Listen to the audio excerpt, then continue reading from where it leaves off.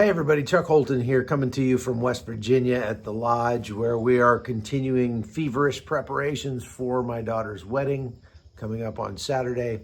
I've gotten most of the things we needed to do finished, and now a lot of people are starting to show up. We're going to have probably 150 people at the wedding, and most of them are going to be staying at the Lodge, and so it's going to be pretty crowded here. But I wanted to talk to you about what happened yesterday in Washington, D.C. Benjamin Netanyahu came to address Congress, gave a very good speech, actually. And while he was here, there have been some people say up to 5,000 protesters that first they came into the Capitol building, from what I understand, and did kind of a sit-in. 200 plus people were arrested there. Then yesterday they went to Union Station, the main train station in Washington, D.C., and absolutely took over that place. Footage came out of them tearing down the three large flags, the American flags, on their gigantic flags. They're bigger than a Suburban, and they tore down all three of those flags and proceeded to burn them, and then raised the flag of the Palestinians in their place. This is one of the most shameful things. I mean, I've, of course, been to a lot of these protests. I've seen people burning flags, and it obviously, for somebody who fought for the American flag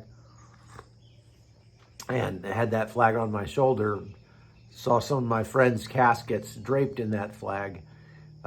That's a pretty emotional thing for me. But here's the thing that I just kind of was impressed upon me yesterday, watching the videos of all of these violent protests, and they were violent. They were defacing U.S. monuments, our history, their statues. They're painting.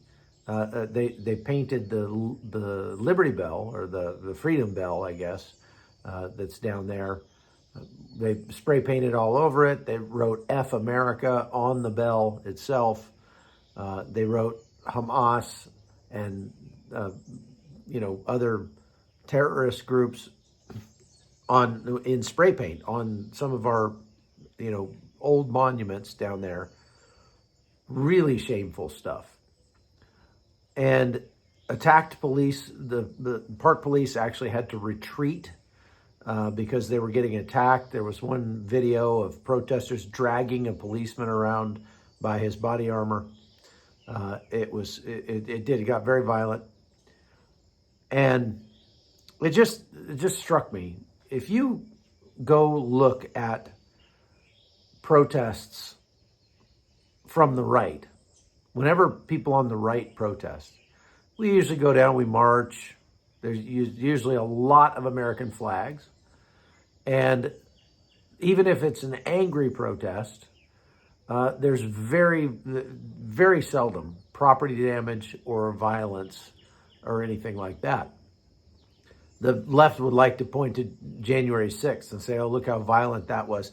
Even that was not anywhere near the violence that I've seen personally at left-wing protests and riots. They weren't burning anything. They weren't smashing windows. They pushed through some barricades on January 6th, were let into the Capitol building. They wandered around the Capitol building. They didn't set it on fire. They didn't spray paint it. They didn't deface it. Nothing like that. And that's about the worst example. I mean, I can't think of an example where Americans who are conservatives or Republicans or are on the right went to protest something and turned it into a riot. And yet almost every time the left protests, you get things being defaced, vandalized, broken, burned, smashed. You get violence, you get people injured and killed. You get them standing in the middle of freeways and stopping traffic, basically kidnapping people who otherwise are just going about their business, don't even have anything to do with the protests. If you think about that, this is a perfect picture of the two different countries that live in America today. There are two completely different people groups who live in America today. And personally, if I have to vote for one of the two sides to win, one of the two countries to be ascendant, to be in power, there's no way in the world I'm going to vote for the side that is very commonly destroying, vandalizing, and shutting down major institutions, shutting down freeways, burning cities, and just defacing our history. That I'm not going to vote for that country. So I think, like my friend Clay Higgins said last night, these people were pushing all the wrong buttons at all the wrong time, because I hope that more Americans see what happened in Washington, D.C. Yesterday and will feel the same way I do. I don't want to live in a country where that's okay. I don't want to live in a country where whenever somebody gets mad about something, they can go stand in the middle of the street and I can't do anything about it. And I just have to be held hostage to whatever their agenda is. I don't want to live in a country where our beautiful history gets completely painted over with graffiti, and where people take a historical object like the Freedom Bell and write "F America" on it. If I'm going to vote for a political party, it's not going to be the party that supports that. And I hope you feel the same. Now, a lot of people have been asking me about Joe Biden stepping down. It sounds like his condition is progressing, and that's the nature of these kind of conditions. So that's not surprising.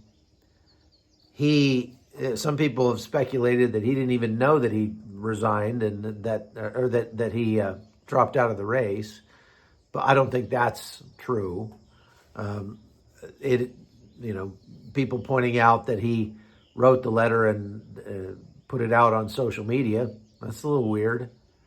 The letter was very likely written by, from what I've seen, there's a website you can go to, and you can take the text of a email or a letter that you've gotten, and this is a tool that's built for teachers primarily, and you can put the text into that tool, and it will tell you the likelihood that text was written by an AI.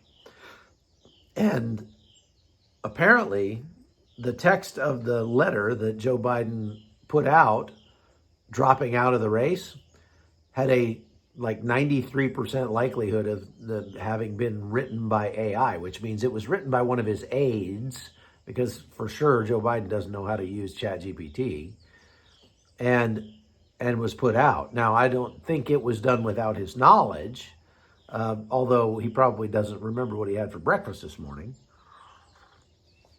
But, I have to say, it's just a little tiring to have. I mean, I get it. You can't trust government. The government is lying to you a lot. But I think that a lot of Americans are getting to the point where they tend to go overboard with the not trusting the government thing, that they just will believe any crazy thing that comes out on social media. And, we should as the Bible says, test the spirits. We should be willing to test things and to be a little skeptical of whatever's being put out on social media, because so much of it is actually being put out by state and non-state actors outside the United States. So many of these stories and pictures and news items and things that you're seeing and even videos are actually being put out by Russian propaganda or Iranian propaganda. And they desperately want Trump to win the election. That's understandable that Russia would want that. But they are pouring millions and millions of dollars into twisting the narrative, into salting lies in among the half-truths that the government is putting out, to create division and make you hate the government that much more. And they would, this is the kind of thing that would easily, eventually result in something like, a civil conflict here in America. And if you want to see civil conflict, anybody who wasn't a part of those protesters that were in Washington, D.C. yesterday burning the American flag, I saw a guy, as they were trying to light the American flag on fire, ran up and grabbed what was left of the American flag and ran off. And they chased him down and they would have killed him. I really believe that. They would have killed him. Except he got away. He dropped the flag that he was trying to save and saved his life instead. I watched a guy do that one time at another Washington, D.C. protest years ago. Don't even remember what it was about. And that ought to tell you something. A lot of these protests, nobody's going to remember in 100 years or even 10 years. And this was a Marine veteran who was watching these guys trying to light a U.S. flag on fire, and he ran through the police barricade. At that time, the police were just standing back and watching. He ran through the police barricade, bust through all these soy boys that were trying to start the flag on fire, grabbed the flag and took off running. And once he got outside the cordon of police, the police just closed ranks and wouldn't let the protesters chase him anymore. In the case yesterday that I saw, there weren't enough police around because the police had literally retreated. That is not a good look for America. We have a government in power right now who literally will not stand behind the police if they do what they have to do to put down a violent riot. Unless it happens to be, some semi-violent protest that's taking place by people on the right. Then they'll employ every resource of the U.S. government to put it down. And this is not a good place for America to be. The only way that this is going to get fixed is if people get so fed up with watching our country be torn down that they go to the ballot box in such huge numbers and vote for people who actually love America and not hate America, and overwhelm the system to the point where we actually win.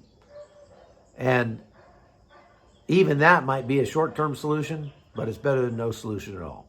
All right, that's all I got for today. God bless you. Take care.